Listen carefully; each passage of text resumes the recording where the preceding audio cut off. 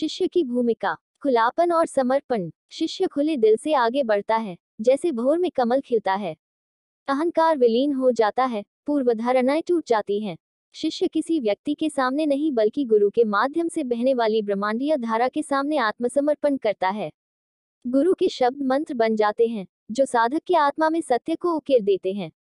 समर्पण की यह अवस्था शिष्य को गुरु के ज्ञान के लिए एक ग्रहणशील पात्र बनने की अनुमति देती है।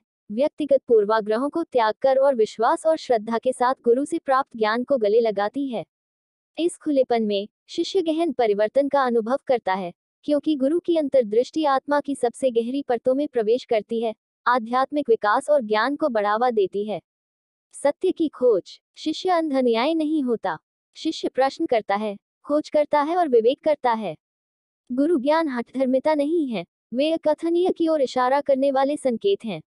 शिष्य सत्य की खोज करता है, भले ही इसका अर्थ पोषित मान्यताओं को तोड़ना हो। प्रश्न पूछने और सीखने के बीच यह गतिशील संतुलन शिष्य की समझ को गहरा करता है और उनकी समझदारी को तेज करता है। यह इस आलोचनात्मक जांच के माध्यम से है कि शिष्य गुरु ज्ञान को आत्मसात करता है, उन्हें अपने स्वयं के जीवित अनुभव में एकीकृत करता है और अधिक प्रबुद्ध व्यक्ति के रूप में विकसित होता है। विनम्रता। विनम्रता शिष्य का कवच है। यह अहंकार से रक्षा करता है, जिससे कृपा प्रवाहित होती है। शिष्य स्वीकार करता है, मैं एक बर्तन हूँ, और गुरु ज्ञान प्रदान करते हैं।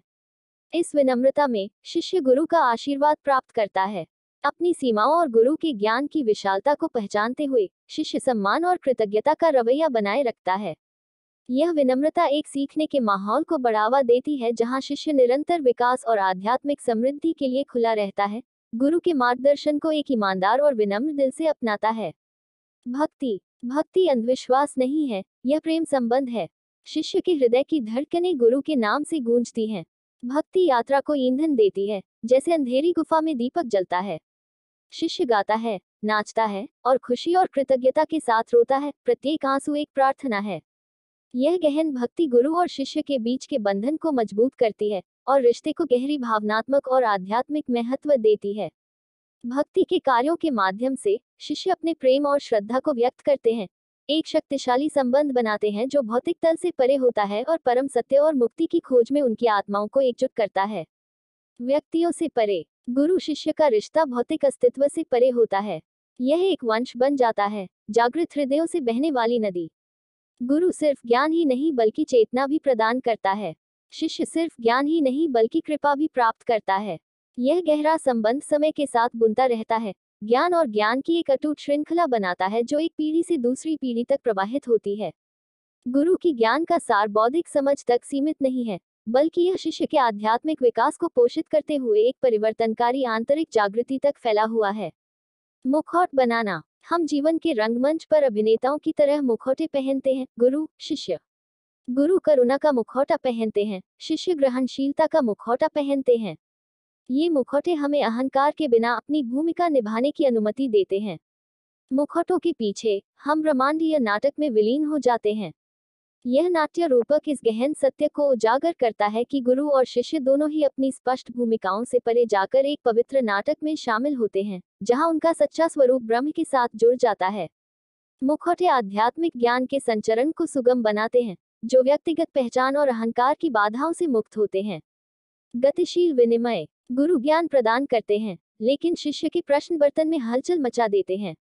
गुरु की चुप्पी बहुत कुछ कहती है, शिष्य के संदेह बोध की आग को और भड़का देते हैं। यह आदान प्रदान गतिशील है, शिव और शक्ति के नृत्य की तरह। यह परस्पर क्रिया आध्यात्मिक विकास के लिए एक जीवंत वातावरण बनाती है, जहां गुरु प्रदत्त ज्ञान और शिष्य की जिज्ञासाएं गहन सत्य को उजागर करने के लिए सामंजस्य स्थापित करती हैं। यह प्रक्रिया एक तरफा नहीं है, यह एक विकसित संवाद है जो शिष्य की समझ और आध्यात्मिक अभ्यास को लगातार परिष्कृत करता है, जिससे गहन अंतर्दृष्टि और अनुभूतियां प्राप्त होती हैं। लेकिन गुरु का स्पर्श आत्मा को जागृत करता है। साधक ग्रंथों का अनुसरण नहीं करते, वे जीवित उदाहरणों का अनुसरण करते हैं। गुरु शिष्य परंपरा इसलिए जीवित है क्योंकि यह जागृत प्राणियों के माध्यम से सांस लेती है।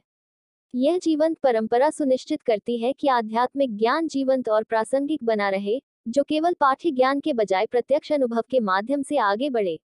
गुरु की उपस्थिति और मार्गदर्शन शिष्य के आंतरिक प्रकाश को प्रज्वलित करता है, आध्यात्मिक जागृति और ज्ञान के शाश्वत चक्र को कायम रखता है। निष्कर्ष, गुरु और शिष्य के बीच का रिश्ता शब्दों की सटीकता और सामाजिक भूमिकाओं के दिखावे से परे होता है। शब्दों से परे गुरु की कृपा बहती है। यह कृपा एक दिव्य धारा है जो आत्मा को पोषित करती है, उसे परम प्राप्ति की ओर ले जाती है।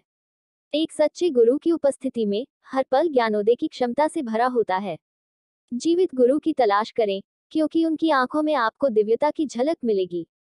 जीवित गुरु आपके अंतरतम स्व को प्रतिबिंबित करने वाला दर्पण है, जो भ्रम को दूर करता है और भीतर निहित सत्य को प्रकट करता है। गुरु द्वारा दिया गया ज्ञान मौखिक निर्देश तक सीमित नहीं है, यह एक अनुभवात्मक संचरण है जो आपके अस्तित्व के मूल को छूता है। उनकी निगाह में पूरा ब्रह्मांड प्रकट होता है और आप खुद को अनंत से जुड़ा हुआ पाते हैं। और जब साधक गुरु कह लो या पूर्णता कह लो प्राप्त कर लेता है, तो नृत्य जारी रहता है, शाश्वत और अमर। इसी नृत्य को महारास कहा गया है, जो निरंतर चलता ही रहता है, आज भी और भविष्य में भी। यह निरंतरता को दर्शाता है, जहाँ शिष्य गुरु ज्ञान का सार आत्मसात करके भविष्य के साधकों के लिए प्रकाश की किरण बन जाता है। गुरु और शिष्य का शाश्वत नृत्य निरंतर चलता रहता है। यह सुनिश्चित करता है कि ज्ञान की ज्योति हमेशा जलती रहे। यह शाश्वत नृत्य ब्रह्मांड की धड़कन है, आध्यात्मिक ज्ञान की कालातीत प्रकृति का एक प्रमाण है।